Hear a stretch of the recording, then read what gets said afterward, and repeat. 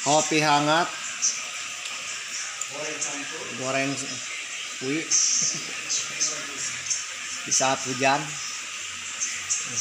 Mamang lagi galau. Lagi galau. Ngopi dulu. Wah, kopi hitam mantap. Di luar lagi hujan, Gans. Iya. Hujan begini, kopi hitam memang Mantap. Jadi enaknya sambil kopi hitam dan ubi goreng asli dari Mang Ade. Mantap. Gimana ini Mang Ade? Melak. Melak Mang Ade. melaknya segalang dua galang. Iya. Di pangkar bumi. Kita di sawah juga namanya ada benteng. Iya, Kuat dengan Ayeuna kerusum naon Mang Ade? Ayeuna, iya. Kita namanya tadi dibuat ini kan. Oh. Sumpanen. Panen. Pada di tengahkeun ka batur. Heeh. Di tengahkeun, ayeuna kita pieureun kita sabat kan. Iya. Ini ngomong kapon kalau mau bangga. Iya. Kopi atuh.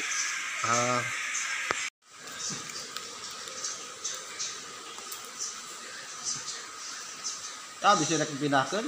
Nah, itu ya. Eta mah anu naik panjat pinang. Iya, nah, gimana? Turun tebing, panjat tebing. Heeh. Panjat pinang, panjat tebing. Panjat tebing.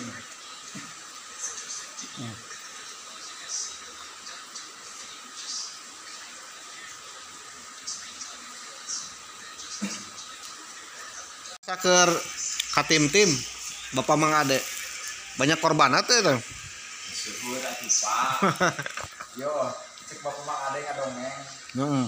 Peuting teh napa anak aya kapungkur mah dasana aya HP nya kapungkur anu digandong kapungkur mah PRC. Nya. Nya perhubungan teh nya ngagandong radio haram kapungkur mah lu antena rojang pungkur.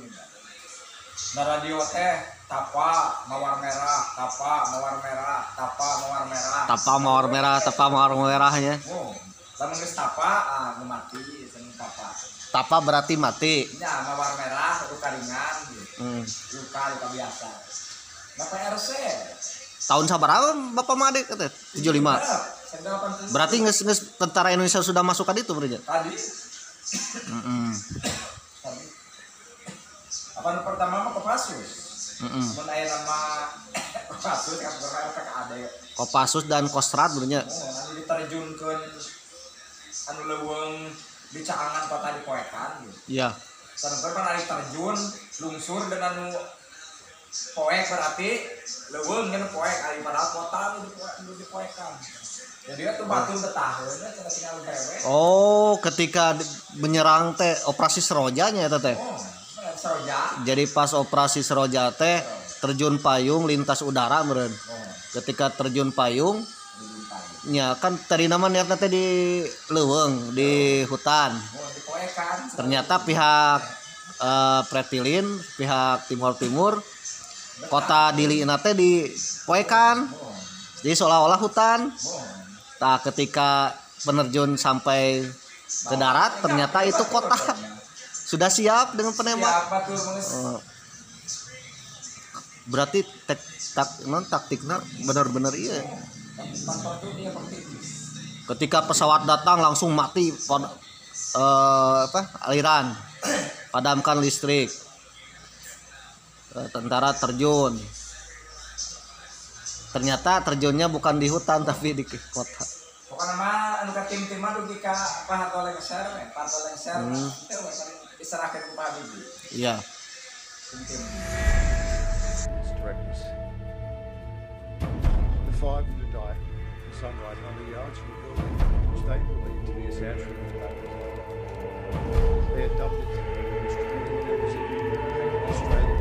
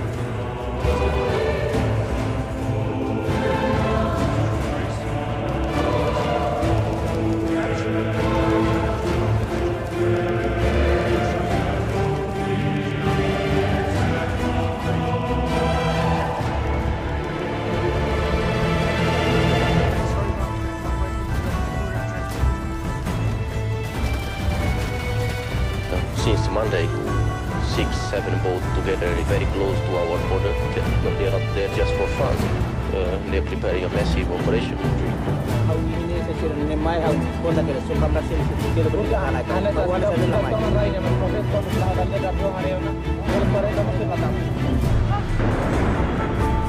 With Indonesian warships closing in on East Timor, the Fretilin Party declared independence from Portugal. The new government made José Foreign Minister. He was assigned to raise support for the fledgling nation. As he boarded a plane, Fretilin forces headed for the hills to prepare guerrilla bases.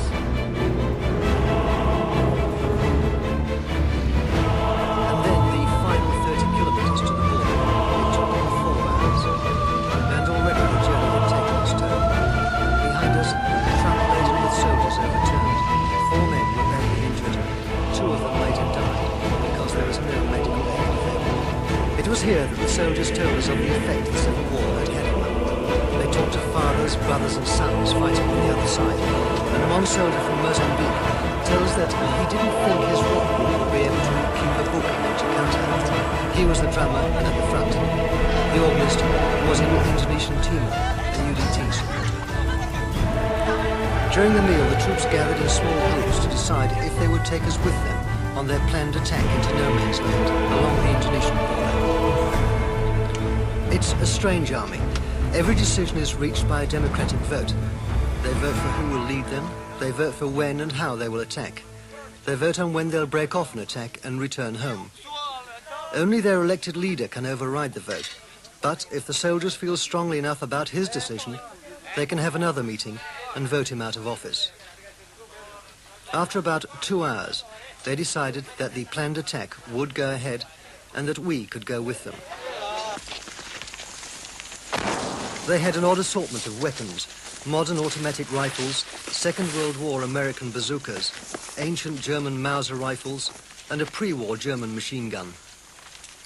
On this sortie, Fretilin soldiers crossed for the first time into the no-man's land area, bridging the border. They said that UDT troops who'd been operating inside no man's land had fled across the border. But from the Indonesian side, there was a steady barrage of heavy machine gun fire and 50mm mortars. One of the 3 groups taking part in the action spent 2 hours pinned down on a hillside as the mortars zeroed in.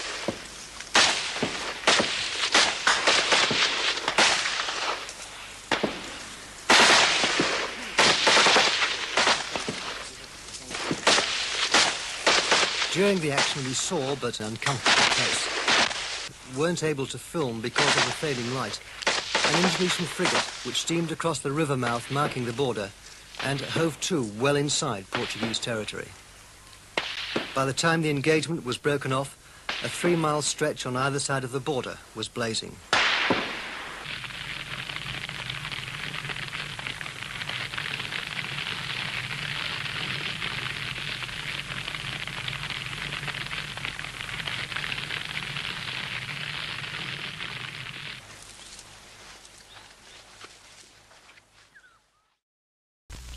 Operasi Seroja diawali dengan operasi gabungan terbesar dan mematikan di kota Dili pada tanggal Desember 1975 dengan pendukung operasi yang terdiri dari ketiga Matra ABRI dan sukarelawan pejuang integrasi Timor Timur. Operasi pendudukan Dili dilakukan oleh tim yang terdiri dari Grup 1 Parako Kopasanda, Brigif 18 Kostrad yang terdiri dari Yonif 501 Raiders dan Yonif 502 Raiders, Detasemen A Kopasgat, TNI AU, dan pasukan marinir dari BTP 5 Infanteri Brigade Pendarat Marinir. Pangkalan persiapan penerjunan adalah Lanut Iswayudi Madiun dan Lanut Penfui Kupang dengan pangkalan cadangan Lanut Rembiga Lombok, Lanut Maumere, Flores, dan Lanut Hasanuddin. Sortir 1 Grup 1 Parako Kopasanda dan Yonif 501 Raiders diberangkatkan dari Lanut Iswayudi menuju titik tempur kota Dili, sementara Yonif 502 Raiders ikut dalam sortir 2 yang akan diterjunkan ke titik pendaratan di Dili dari Lanut Penfui Kupang dan telah diberangkatkan sebelumnya dari Lanut Iswayu di Madiun dengan pesawat komersil Garuda Indonesia pada tanggal 6 November 1975. Sementara pasukan marinir dari BTP-5 didaratkan melalui KRI LST Teluk Bone. Penyerbuan kota Dili dilakukan melalui udara dengan drop zone di tengah jantung kota Dili dan kapal perang Republik Indonesia melakukan penembakan mortir melalui laut. Sementara pasukan marinir dan tank membantu pasukan darat dari pinggiran pantai kota Dili, tepatnya di Alor menuju tengah kota. Target penguasaan kota Dili ditujukan pada 3 posisi, yaitu tim A menguasai gedung kantor pemerintahan, tim B menguasai pelabuhan laut di Dili, dan tim C merebut pelabuhan udara Dili. Kekuatan Kopasanda yang diturunkan sebesar 270 pasukan. Lalu Yonif 501 Raiders Brigif 18 Selinut Kostrad berkekuatan 285 pasukan ditugaskan menutup pengunduran pasukan Fretilin ke selatan ke arah Alie dan timur arah Manatuto serta perkuatan kota Dili. Tahun Bapak Mang ada di itu. Tara lagi ada tugasnya setahun. Setahun. Setahun Ui di ka dieu. Setahun hapus Di dia balik di ka ditu. Mong. Anu kadua kali tahun sabaraha? Kali 80. 80. Eta suasanana kumaha eta? Suasana tahun 80. Tegang keneh wae. Padahal tahun 80 mah geus 15 tahun. Geus sampai 10 15 tahun. Timur mending kene merdek. Lebih baik merdeka atau bergabung dengan Indonesia? Bergabung dengan Indonesia kan timur itu negara kaya apa? Kita kaya sama tim-tim. Karena diperebutkan ke Portugis. Ya. Mampu sama bayi di zaman Pak Harto memperintah.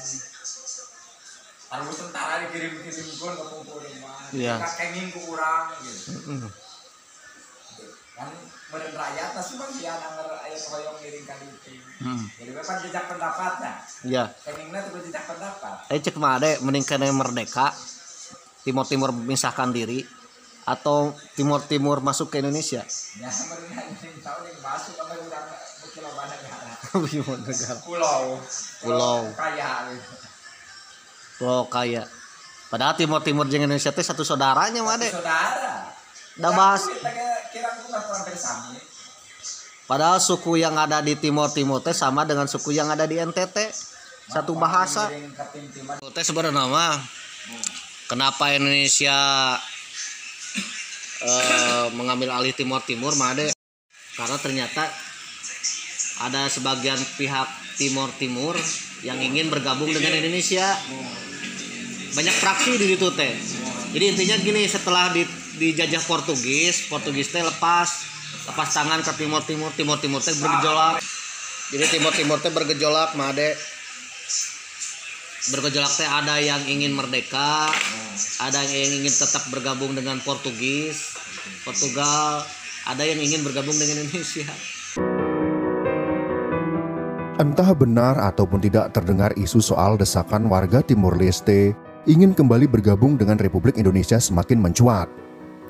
Pasalnya warga Timor Leste diduga tengah dihantam krisis ekonomi akibat pandemi COVID-19. Seperti yang kita ketahui, Timor Leste pernah menjadi bagian dari negara Indonesia. Pada tanggal 30 November tahun 1975, masyarakat Timor Leste menegaskan posisi tim-tim sebagai provinsi ke-27 Indonesia. Timor Leste kemudian merdeka pada tahun 1999 dan resmi menjadi negara pada tahun 2002 pada masa pemerintahan Habibie. Sebelum menjadi bagian dari Indonesia dan negara merdeka, Timor Leste atau Timur Timur tidak seperti Indonesia yang dijajah oleh Belanda. Negara yang menjajah Timur Timur adalah Portugal. Pada tahun 1974, revolusi bunga terjadi di Portugal yang menyebabkan instabilitas politik di dalam negeri. Portugal semakin kewalahan menghadapi pemberontakan di negara-negara jajahan di Afrika. Masyarakat Timur Timur memanfaatkan momen tersebut untuk memproklamirkan berdirinya suatu bangsa yang merdeka melalui pembentukan partai politik. Oleh karena itulah, Wilayah Timor Timur atau Pulau Timur bagian timur belum menjadi bagian dari negara Indonesia sejak awal. Berbeda dengan Pulau Timor bagian barat yang dikuasai Belanda atau yang nantinya menjadi Provinsi Nusa Tenggara Timur atau NTT. Namun ternyata proses kemerdekaan tidak semudah yang dibayangkan. Ketegangan politik hingga fisik terjadi antara partai pro kemerdekaan dengan partai yang menginginkan Timor Timur menjadi bagian dari Indonesia. Di tengah pertumpahan darah, masyarakat Timor Timur pada tanggal 30 November tahun 1975 menggelar deklarasi Balibu yang menegaskan posisi Timor Timur sebagai provinsi ke-27 Indonesia. Selama bertugas di Timor Timur, misalkan diserang, banyak meninggal. Salah saya cari tanah kumaha mangade. Pan ada apa mangade tuh di kasaan ku pelor teh diserang eta. Diserang ya. Di urang Sargu tiba tur 500. Oh gitu. Di urang Sargu itu sareng 500. Kuwi wancar ngalawan kuat ku Sargu. Heeh.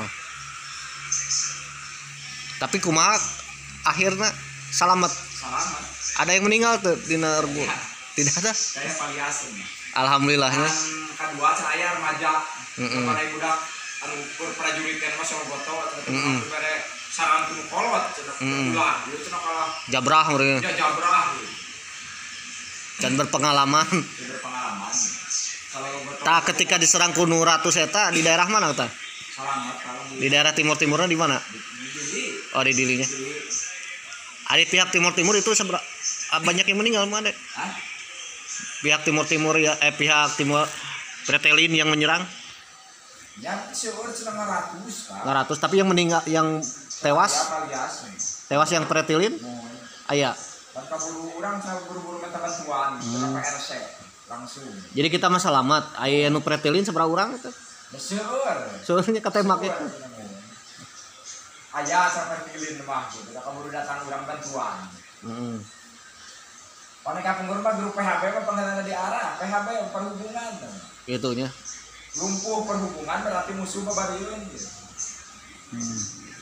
Jadi lamun transportasi non komunikasina lumpuh Gampil musuh.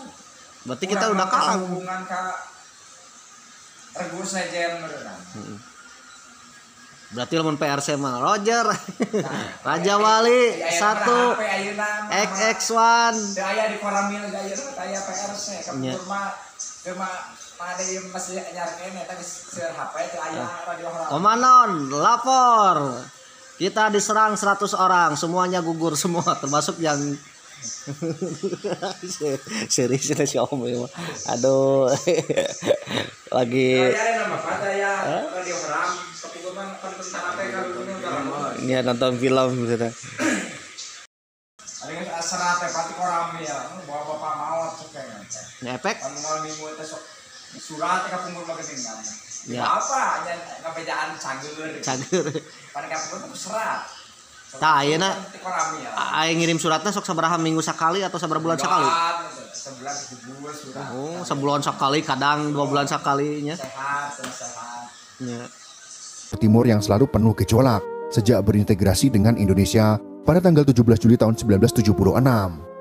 7 bulan setelah B.J. Habibie memegang tampuk kekuasaan, atau tepatnya pada tanggal 19 Desember tahun 1998, Perdana Menteri Australia yaitu John Howard mengirim surat kepada Presiden Habibie. Ia mengusulkan untuk meninjau ulang pelaksanaan referendum bagi rakyat Timor Timur. Pada tanggal 30 Agustus tahun 1999, dilaksanakan referendum dengan situasi yang relatif aman dan diikuti hampir seluruh warga Timor Timur. Namun 1 hari setelah referendum dilaksanakan, suasana menjadi tidak menentu. Terjadi kerusuhan di berbagai tempat. Sekjen PBB akhirnya menyampaikan hasil referendum kepada Dewan Keamanan PBB pada tanggal 3 September tahun 1999. Hasilnya yaitu 344.580 suara atau 78,5% menolak otonomi. 94.388 atau 21% suara mendukung otonomi dan 7.985 suara dinyatakan tidak valid. Hasil referendum tersebut kemudian diumumkan secara resmi di Dili pada tanggal 4 September tahun 1999. Akhirnya masyarakat Timor Timur memilih untuk memisahkan diri dari Republik Indonesia. Menurut Kofi Annan, Hasil itu menunjukkan bahwa penduduk Timor Timur menginginkan kemerdekaan. Pada saat yang bersamaan, pengumuman itu juga dibacakan Ketua UNAMED Ian Martin di Dili, yang dialih bahasakan ke dalam bahasa Indonesia, Portugal, dan Tetum. Dalam pidatonya, Anan meminta semua pihak menghentikan segala tindak kekerasan yang selama 24 tahun mengakibatkan penderitaan di Timor Timur. Meski secara keseluruhan suasana di Timor Timur mencekam, di beberapa tempat, sebagian kecil penduduk sempat melontarkan kegembiraannya dengan berlarian ke jalan dan bersorak-sorai. Mereka saling berpelukan dan bertangisan, meski saat itu artinya Timor Timur lepas dari Indonesia. Namun mereka masih melalui proses yang panjang hingga diakui dunia dan mengubah namanya menjadi Timor Leste.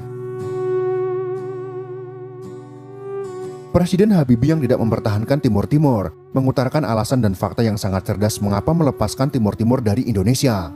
Alasan pertama, Timor Timur dengan populasi sekitar 700.000 rakyat telah menarik minat dunia. Tapi saya punya 210 juta rakyat. Jika saya biarkan tentara asing mengurus Timor Timur, secara implisit saya berarti mengakui bahwa TNI tak bisa menjalankan tugasnya dan ini bisa berakibat buruk bagi stabilitas negara. Dan saya tak mau ambil resiko ini.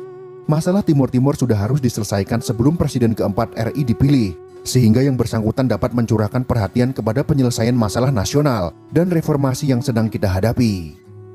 Alasan yang kedua, saya menganggap Australia sejak lama telah menjadi sahabat Indonesia sejak proklamasi kemerdekaan 1945. Saya yakin pula saya biarkan tentara Australia masuk ke Indonesia, saya tidak hanya akan menghina dan mempermalukan TNI, tapi juga bila Australia masuk, apapun keputusannya nanti, yang kalah akan menyalahkan Australia. Itulah alasan cerdas Habibie sehingga ia mendapat respon yang baik dari belahan dunia, karena tidak mengandalkan kekerasan dan menumpahkan darah ketika melepaskan Timor Leste dari Indonesia. Bahkan jika dilihat dari segi ekonomi, saat ini Indonesia mendapatkan hal yang baik dari Timor Timur. Kini Timor Leste butuh pembangunan di infrastruktur. Alhasil tender pembangunan di sana dimenangkan BUMN Indonesia. Dengan hal ini Indonesia diuntungkan, karena sebagai negara merdeka, mereka tidak memakan dana dari Indonesia. Bahkan mereka mengeluarkan dana untuk keuntungan di pihak BUMN. Dan apapun yang dikirim ke Timor Leste sekarang menjadi ekspor dan mendapatkan keuntungan devisa bagi negara. Saat ini Timor Leste yang diperkirakan berpenduduk 1,4 juta jiwa dianggap sebagai negara termiskin di kawasan Asia Tenggara. Negara kecil ini dinilai belum mampu mencapai kesejahteraan meski telah lama merdeka dan memiliki ladang minyak yang berlimpah.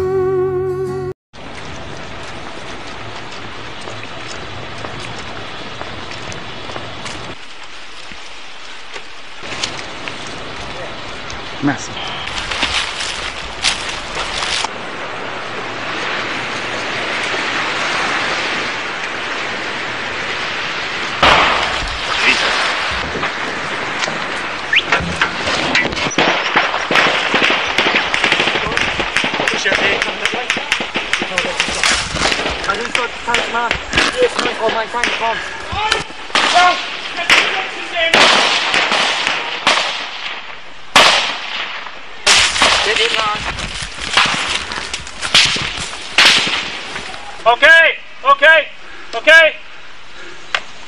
Okay, jangan tembak.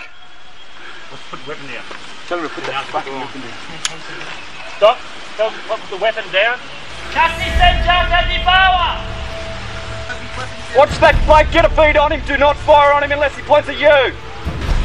A 3-2. This is a 3-9. Stop. Over. Check your map. Make sure at this stage, both sides have closed up together What's remained? and are speaking. The TNI and Polri who are on the position What is it? want us to pull back.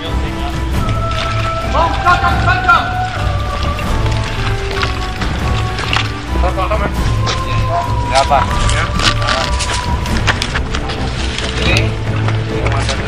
So, course line 6 is talking to them elements now. When you get to break all Cek mana perasaan ketika mendengar Timor Timur yang menjadi provinsi Indonesia tiba-tiba lepas. Kumaha perasaan Mang Ade? Supaya ya anak pensiunan tentara menang bapak urang berjuang kan dari cara subah. Menang mati-matian jadi beberapa batalion. Padahal ayeuna cenah kacaritakeun Mang Ade Timur setelah merdeka teh cenah kehidupan ananya gitu kan. Maju. Ya padahal ada selentingan warga Timur nu aya di internet hayang gabung deui dengan Indonesia. Iya. Kan enak ge mun warga Timur mun belanja kan perbatasan mah ade. Ka mananya ka pasar kurang.